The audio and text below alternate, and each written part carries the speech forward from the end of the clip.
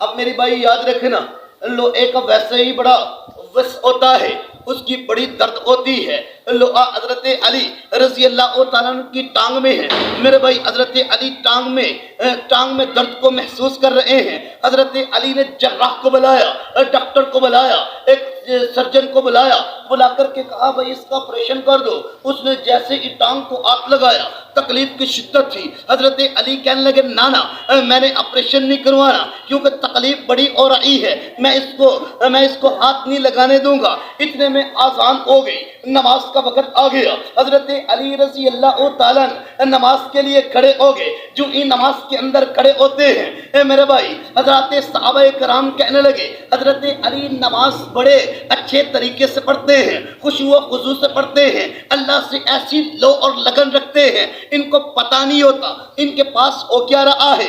Doctor کو کہا، طبیب کو کہا، جراح کو کہا اس کی ٹانگ کا آپریشن کر دو۔ اب میرے بھائی جراح نے فوراً ان کی ٹانگ کا آپریشن کیا، لوہے کا ٹکڑا نکال کر کے پھینک دیا، میرے بھائی پٹی لگا دی۔ پٹی باندھنے کے بعد جب حضرت علی نماز سے فارغ ہوئے، نماز سے فارغ ہونے کے بعد جب اپنے ارد گرد خون کے قطروں کو دیکھا، خون کو زمین کے اوپر دیکھا، حضرت علی نے صحابہ سے کہا او میرے دوستو، او میرے یارو، یہ کیا ہو گیا؟ یہاں پر خون کس کا گرا ہے؟ صحابہ کرام کہنے لگے، نبی کے دیوانے کہنے لگے، نبی کے غلام کہنے لگے، نبی سے محبت کرنے والے کہنے لگے، نبی سے وفا کرنے والے کہنے لگے، نبی سے جفا کرنے والے کہنے لگے، نبی کے ساتھ احسان، ہمدردی، محبت و قربانی دینے والے کہنے لگے حضرت آپ کی ٹانگ کا آپریشن ہو گیا۔ حضرت نے دیکھا اور دیکھ کر کے کہا ہاں یار یہ تو کیا ہو، یہ کیسے ہوا؟ کہا حضرت آپ نماز پڑھ رہے تھے۔ صحابہ کہنے لگے حضرت آپ کو تکلیف نہ ہوئی،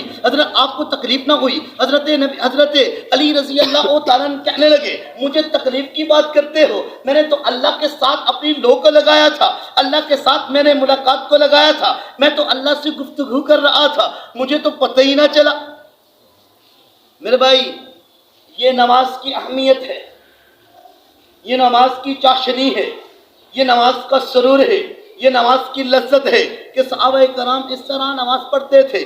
اس سے بڑی بات حضرت فاطمہ نبی کی لخت جگر، سب سے چھوٹی بیٹی نبی کی لخت جگر حضرت فاطمہ، اس کی نماز کا کیا حال ہے میرے بھائی؟ ایک ہماری بیوییں ہیں، ایک ہماری مائیں ہیں، ایک ہماری بیٹیاں ہیں، ایک ہماری بڑیاں ہیں، لیکن بات یہ ہے ان کو جب صبح سے شام تک کام کرتی ہیں تھک جاتی ہیں، لیکن جیسے ہی چارپائی پہ لیٹتی ہیں صبح ہی جاگ آتی ہے۔ لیکن ادھر نبی کا گھرانہ ہے، نبی کی لخت جگر خاتون جنت حضرت فاطمہ میرے بھائی کام کتنا کرتی ہیں، باہر سے پانی بھی خود لے کے آتی ہیں، گھر کا کام بھی خود کرتی ہیں، چکی بھی ہاتھوں سے خود پیستی ہیں، سارے کام خود کرتی ہیں۔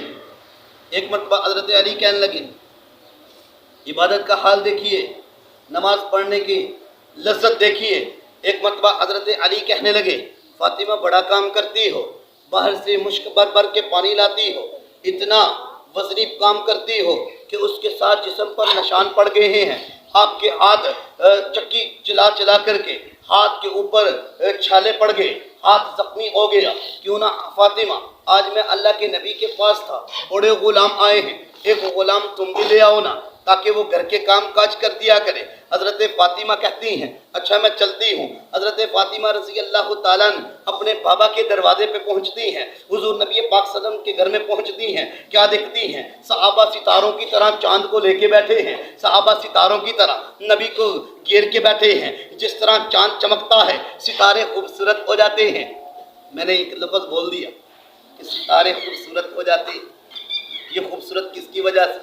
چاند کی وجہ سے، چاند کی وجہ سے ستارے خوبصورت ہو جاتے ہیں۔ اور ادھر چاند محمد ہے، ستارے صحابہ ہیں، جس کے بارے میں میرے نبی نے کہا اصحابی کالنجوم بأیہم اقتدیتم اہتدیتم، میرے صحابہ ستاروں کی مانند ہے، جو ان کے نقش قدم پر چلے گا کامیاب ہو جائے گا۔ میرے بھائی نقش قدم پر، ایک کے نقش قدم پر چلے گا تب بھی کامیاب ہو جائے گا، سب کے نقش قدم پر چلے گا تب بھی کامیاب ہوگا۔ کیوں؟ میرے نبی نے کیوں کہا؟ اس لیے ستارہ چمکتا ہے، جو چیز چمکتی ہے وہ راہ دکھاتی ہے، جو چیز چمکتی ہے وہ راستہ دکھاتی ہے۔ اللہ کے نبی صلی اللہ علیہ وسلم تشریف فرما ہے، حضرت فاطمہ کہتی ہیں میں نے دیکھا میرے بابا کو صحابہ نے چاروں طرف سے گھیرا ہوا ہے، جس طرح چاند کو ستاروں نے گھیرا ہوتا ہے۔ مجھے شرم آ گئی، حیا آ گئی۔ حضرت فاطمہ کہتی میں واپس آ گئی، اللہ کے نبی کی نظر پڑ گئی، اللہ کے نبی نے